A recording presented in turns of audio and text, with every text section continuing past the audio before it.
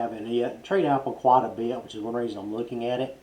I'm starting out on a weekly chart today just because I want you to see how steep of a rise this has been on the weekly chart as Apple has come up off its bottoms down here about 170, heading all the way up this week into a 52-week high at 281.77. Go ahead and switch to the daily chart. This is the moving averages chart. You can see that obviously we have an uptrend. Really, Apple has not, it has got support on the 10 for the most part as it went up. It came back down here to the 30 right here. Got a little support there. You've got your weekly trend lines coming in for support down in this level also. So we're still in a pretty steep move up. Let's continue to look at it. I'm going to give you some trade ideas at the end of this video, so stay on the video till the end. This is our wave chart. You can tell that we are above the 2 HER Keltner channel. RSI is over 72. Already I think you can see that there's not really a high probability opportunity to buy Apple right now. It's too far away from the wave. RSI is too high.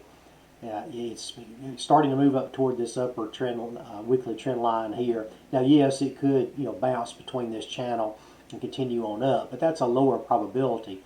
Even though it's done some in the past, I still, at some point, you've got to stick to the higher probabilities on these. Let's take a look at the Bollinger Band chart. You can see we hit a 3 ATR move yesterday. So today we're still over a 2 HER. This is not not a good buy zone. Our buy zones are down here around the mean on this chart.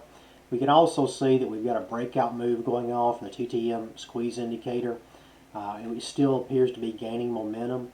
Now there's no way to really tell how far this will go up based just on these candles, but it does let me know we are breaking out in case it wasn't painfully obvious up through here. So what I see in Apple right now is I don't see an opportunity to go long. So let's talk about what I do see in Apple. Really, I think what I see is a trade that would take advantage of a consolidation move to relieve some of this up pressure, or even a move back down. And that would help us on both the Bollinger Band chart, the Keltner chart, and also the wave chart right here with the Keltner channels. But also it would help relieve some of this RSI that's over 70. Now, as you can tell, it can stay over 70 a long time. So I don't use RSI as a signal to go long or short. It's just another confirmation signal I'll look at. But with Apple trading up here, in the 280, I will say 280.50 range. Honestly, I would be looking, and I'm going to go back to the Bollinger Band chart. I would be looking to trade, as I said, something that takes advantage of consolidation, or something that takes advantage of a move back down to the mean. Now, what comes to my mind right off the top of my head would be either a put calendar, around maybe the 275 range possibly, or just buy a 70 delta put up here, or you could do a put debit spread. Now, the one thing that I think we have to be careful with is I would like to see a little bit of weakness. Right now we're still getting pushes higher, so I'd like to see a little bit of that come off before I put my trade on, and then I would put my stop probably over the 52-week high. Let's take a look at one other thing on that. We got a strong move up here. I'm going to go ahead and run a fib level to see where we might get pullbacks to. So just looking at the fib level, you can see that we might get a pullback down into the 20 here at a 61. So that would be an area that you could shoot for. I don't really think we'll get that big of a pullback. See where that is on the wave chart. Yeah, 61 puts us about the middle of the wave right now, but the wave's moving up, so the wave would have to flatten out before that would work. Look at the Bollinger Band part, see where the fibs come in. It's below the mean, actually. So, we could get a pullback that far. We do have this trend line to worry about that could provide some support before we get down to that fib line, but it's certainly possible. So let's take a look at what the actual trades would cost if we wanted to place one.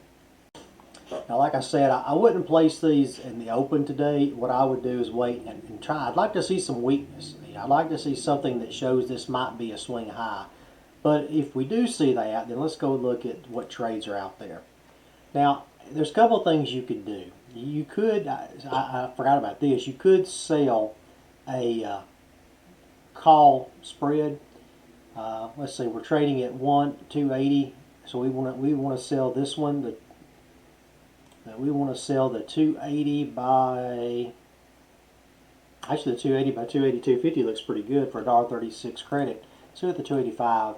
Yes, that looks pretty good too. You know, you could sell this one 2 weeks out, the 280 by 285 for a 230 credit. Yeah, you really would not have, you'd have about $2.50 risk, $2.40 risk on this. That's a pretty good credit. You know, I would look to close at about half this credit if I could get that at any time in the next 2 weeks. Again, I'm only going out 2 weeks here. So that's a possible trade that you could be trading, assuming Apple would go down. You could either hold this, you know, win or lose, or you could, you know, put a stop above the current high or the 52-week high and close this trade out. Another thing we could do, we want a little bit longer term, if we were going to buy an option, you know, I would look at around these, probably this delta right here, this 290. Now that's kind of expensive, so because you're going to pay about you know, $1,100, $1,150 for this. So that's an expensive option, but Apple's is a very expensive stock, so that's why you have to pay so much for it. But what you could do, let's see what this looks like. Let's buy a vertical in it on these puts. So we're going to buy the 290 and let's sell the 270. See what that gives us. So we could do this. It's a 20 wide spread, and we could buy it for about $9 or $900. And our goal here would be to make about 75% of the spread. So we'd be trying to make about $15 on these. So that would give us a $6 profit on a $9 debit, which is not great. You know, so far I think I like that call credit spread better than anything. But this is an option that you could do. You could do the debit spread. Another thing you could do, and I talked about it just briefly, would be a put calendar. Now let's go ahead and look at around the let's look at the 275 range. Let's buy a calendar here. So we want to buy, we won't need a little more time, so we're going to go out to the 17th of January, and we're going to sell the 27,275. So we can buy this for $266. And what we would be trying to make on this, if I were to place this trade, we'd be trying to sell it for about $3.32, or about 25%. You know, this is, you know, I like these calendars. You know, there is a danger that if it were to continue, even if you're correct and it continues down, if it continues down to this 265 range, then your calendar would actually lose money, because your nearer term option would gain in value faster than your longer term option. So that's a danger with calendars you have to be very careful with. But you know, I really like, from a price standpoint, I really like the calendar here. And I would have the same close on it. You know, I would look at a move probably above either this 52-week high or this trend line right here. Probably a 52-week high, but again, I've got to see a little weakness. Now the calendar does have the additional advantage in that this 275 put, even if it trades sideways, is going to lose money. And it's going to lose money because it's a nearer term option. It's only 9 days out, faster than this option we bought, which has 30 days left on it. Because, you know, so we have a good chance to make our 25%. If Apple does anything except continue straight up, you know, it could even grind up a little bit. We could still get out of this at least close to break even. So, you know, those are the two options I think there are in Apple today. I don't see a long. You know, it's too high, it's too extended. You know, I'm looking for a pullback or a consolidation. Gave you a couple of trade ideas on how you might want to trade that. If you like this video, please like it. Please subscribe to the channel. Let me know if you have any questions. I try to answer as many comments as I can, so please put your comments. Let me know what you're looking at. Thanks.